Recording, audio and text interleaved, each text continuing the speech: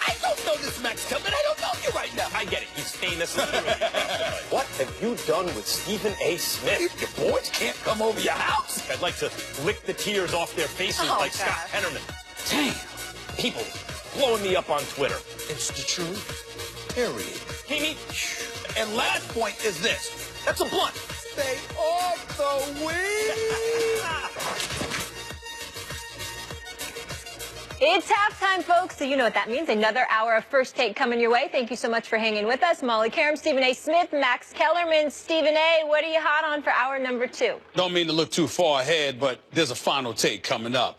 Alvin Gentry comparing Kawhi Leonard to Michael Jordan. I got a few things I need to say about that. Plus Magic versus Bird in college, the NBA. Now is the president of basketball operations who has the upper hand. Hour number 2, First Take right now.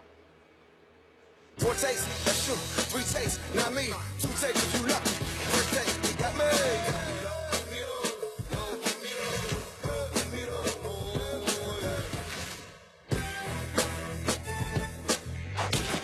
Gentlemen, folks are starting to feel the momentum swinging in the Cavs' direction after KD's injury and their latest acquisitions of Andrew Bogut and Darren Williams. But Cleveland has dropped 4 of their last 6 games, and Bogut fractured his tibia just 58 seconds into his Cavs debut. Here's LeBron and Kyrie on the huge hit.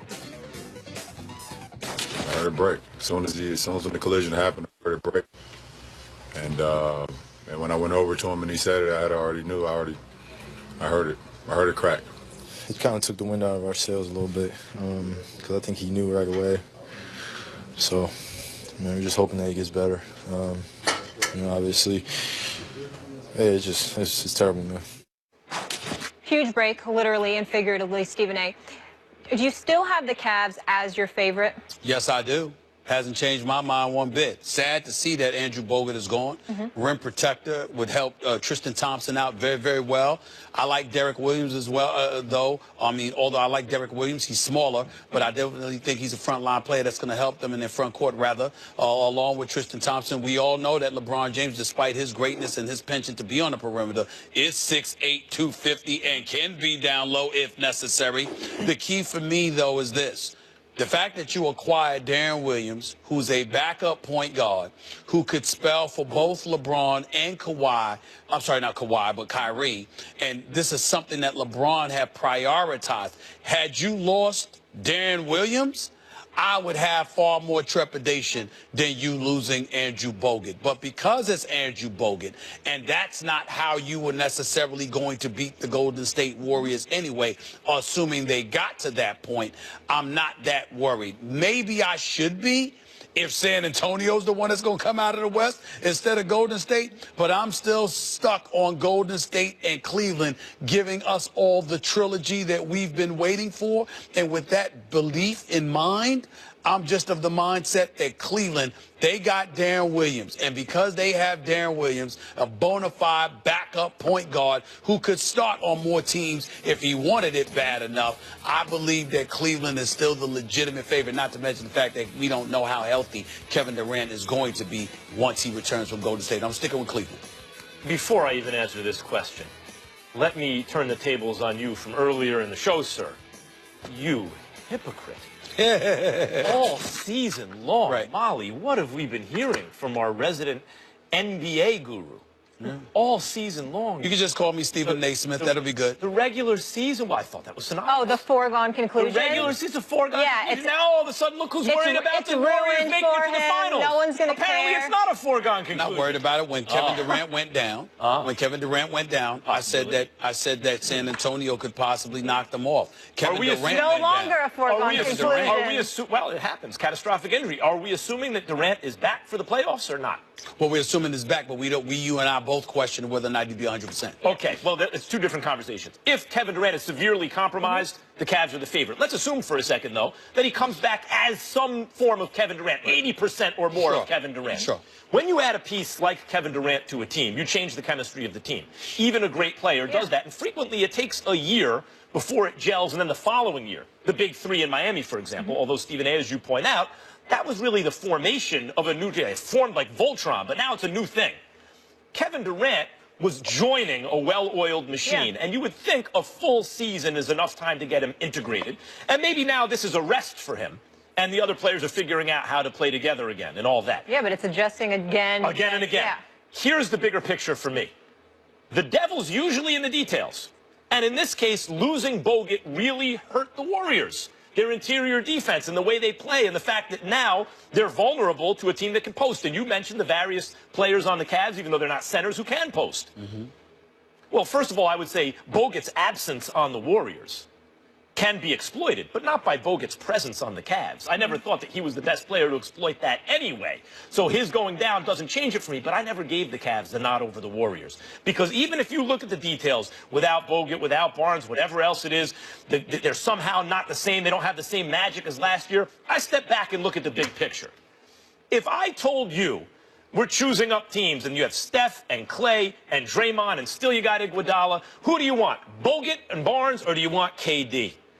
If you have a whole season to integrate KD, who's going to be better? The answer is the team with KD. I know it has certain structural, strategic problems. I get it. That's going to be outweighed by adding a player as great as KD. Now look at what happened last year, because these teams are more or less the same. Darren Williams gives them a boost. He does, no question, over Dellavedova. But how much of a boost? Let's put it this way. Last year, the Cavs, behind an impossible finals by LeBron, had to pull off the greatest miracle maybe in the history of the NBA to scrape by the skin of their teeth, luckily, on the road in Game 7. Now you're going to tell me you're going to add KD to that other team? I'm going to step back and say, forget about the details. Let's look at the big picture. Warriors should be favored if KD is playing. Well, again, you just say they should be favored. My mentality is this. I'm looking at how they lost. Even though KD elevates them because he's so efficient and he's such a superstar extraordinaire, the reality is clear. Cleveland is the more physical team. Golden State can get to the hole, but they're basically a perimeter shooting team. They defend well on the perimeter. If you think you're going to beat them shooting jump shots, it's not going to happen because they have incredible length and they can defend the perimeter.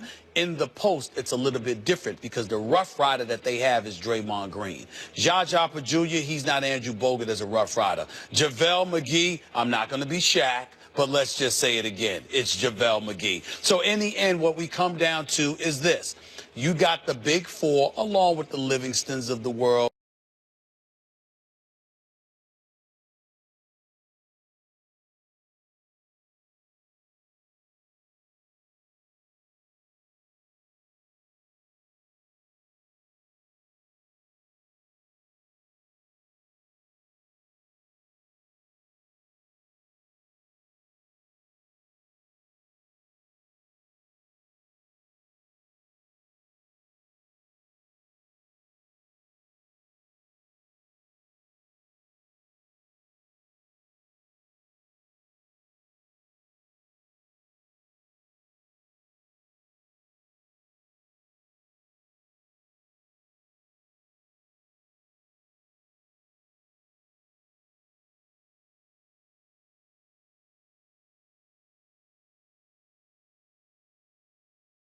Sure, get to Game 7 if it goes that far of the finals. All I know is it's not a foregone conclusion Let me tell y'all something. I like the word. Let me tell you something very important about LeBron James. Okay. You ever see the LA Fitness and all of these other gyms and stuff like that? Yeah. I've always been told that's like LeBron's house. That's the kind of gym he has. Yeah. You know, the taking care of his body. This dude will do nothing to compromise his health. health. But he was taking care of his minutes before this year. On that note, let's stay on the subject of the heartbeat of the Cleveland Cavaliers. So obviously it's his 14th season, and LeBron joined the Road Trippin' podcast on his Uninterrupted website and talked about how he's addicted to that process you're talking about of trying to become the greatest of all time. I just told my wife the other day that I apologized to her.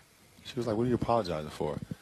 I said, because the journey that I'm on to want to be the greatest to ever play this game, or the point where no one ever forgets what I accomplished, I've at times lost the fact of how important you are to this whole thing. Along this journey, while I'm playing this game, there will be times where I'll lose the fact of how important you and my 3 kids are, my babies are, because of how indebted I am on trying to be cemented in something that will last forever.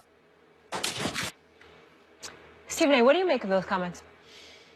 Not only do I think they're completely honest, very profound, and I'm grateful to hear what LeBron said, not just because of his honesty about it, but it echoes things that I've heard from Hall of Famers.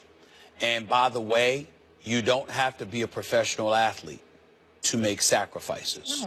I live it every day. Of course. You know, I remember Hall of Famers like primetime Deion Sanders, Isaiah Thomas, and others. During this Hall of Fame speeches, they literally thanked their family members, loved ones, while apologizing because the sacrifices that they made, the selfishness that they had to display, was what they felt they needed to do in their pursuit of greatness. It's that kind of commitment, that selfishness, that stuff that insulates you, that takes you there. You know, to a lesser degree, Max, me, you know, getting a little bit personal, my family gets on me all the time because they'll see me, but I'm in and out, and I'm constantly a road warrior, and I'm gone. You know, I'm in and out all the time, and I don't blink. Why? Because I got left back, and I was like, this ain't happening to me no more. And everything that I do, I'm in constant pursuit of greatness. What do you mean you got left back? I got left back in the 3rd grade, got promoted at the end of the summer to my right grade, went to the 4th grade, and then got left back again for the whole full damn year. Had dyslexia and all of that stuff. This is a story that a lot of people know about me because I don't hide it. My point is that ever since that day, I've made sure wherever I graduate from, it's with honors. And whatever I do, I'm in pursuit of greatness. And no matter what it is that I'm doing with my personal life, I am an individual that if I'm not successful at what I choose to do, no one around me is happy because I'm not happy because I'm failing at this. That's how I look at life. Everything is about, it's not even about the achievement, it's about your pursuit of it. I could sit up there and fail at something and know that I gave my all. But if that's how you survive losing all these arguments every day. I'm glad you think so. But for me, if at any time I think I've left a stone unturned, then there's something inside of me that's sick. And there's nothing that can lift me up from it because you're in pursuit of it. And I never understood it until I was watching Prime Time during his Hall of Fame speech and Isaiah during his Hall of Fame speech. And then again, I'm reminded of it yesterday, listening to LeBron. It's that sacrifice. People who love you get it, but you still owe them an apology because you don't, nothing else moves you to that point. And tellingly, maybe, the greatest of all time, really in any sport, Michael Jordan, basically was still so competitive that he used his Hall of Fame speech to berate everyone, all his coaches and his family and everybody. He's still killing everybody. Yeah. There's a movie called Searching for Bobby Fischer about a chess prodigy, Joshua Waitsky. I saw it. Yeah. Yeah. Good movie. And he was really talented, and his chess teacher, who watched him play one day at a young age, thought he could be the next Bobby Fischer, who at the time, he's been surpassed, but at the time was considered the greatest chess genius ever. And the movie's really about a decision that the parents had to make. Do they want him to lead, the kid to lead, a normal, healthy, well-adjusted life, or do they want him to pursue becoming the greatest chess champion who ever lived? Because you can't do both. I mean, maybe someone can. Maybe kind of like Magic Johnson came closest, right? To being a guy everyone likes and being well-adjusted and still being arguably the greatest ever. But that's a real mean feat. Usually, it doesn't work that way. You have to be willing to sacrifice the people around you and leading a normal life if you're pursuing greatness on that level, not just Hall of Fame, right? But you're chasing the ghost of Michael Jordan, LeBron James is. If you're trying to become the greatest ever, then your life will not be normal, and the people around you will suffer most likely. It's whatever you define it. Like, for example, I'm not comparing myself to LeBron James, Isaiah, Michael Jordan, or anybody else. But you can connect to it. But I'm just saying you can connect to it based on your own individual pursuit. And the reason why it moved me so much and is so profound, because when I look at my life and I think about people around it, whether it's people that I work with, people that I work for, or even family and loved ones or whatever, it's their level of understanding that help get you through because they know what you're made of, and then to reciprocate. You might have somebody in your life that's pursuing greatness. You're not sitting there and telling them you want them to make you the priority at the expense of what they want, but you do have to find a way to squeeze it in there just to remind them they're important too. It's just that in this moment, it's what I have to go through. And I just can't say enough to know the Maverick Carters, to Rich Pauls, to Randy Mims, to, meet LeBron James' wife is phenomenal. She's a lovely clearly woman. she's a special woman. She's a lovely, special woman. But when you watch these folks around him, it's a beautiful feeling to see. They get it. They get it. They got to her. They get it. You don't get there by yourself. Let me tell you this. If they didn't get it, you ready for this statement? And I'll end it with this. If they didn't get it, Max, he wouldn't be LeBron because they would be a distraction. Right. Yep. They would distract him. And as a result, it would take away from something he's feeling. This is not someone who's simply career-oriented or goal-oriented. This is someone who is trying to become the greatest ever in maybe the most competitive thing on planet Earth. Basically, it's barely hyperbole to say almost everyone on planet Earth who can play in the NBA is playing in the NBA. And he's trying to become the greatest ever at that. That's something different. And it sounds like he has a great team around him off the court as well that helps him, achieve that. Coming up, Kawhi Leonard saves the day for the Spurs last night. You just asked Max Kellerman, but wait until what Stephen A. has to say about Kawhi being compared to the best of the best. That's coming up in Final Take. And after battling it out on the court for years, Larry Bird says his good friend Magic Johnson's got a lot to learn. School's in session. We'll explain when First Take rolls on.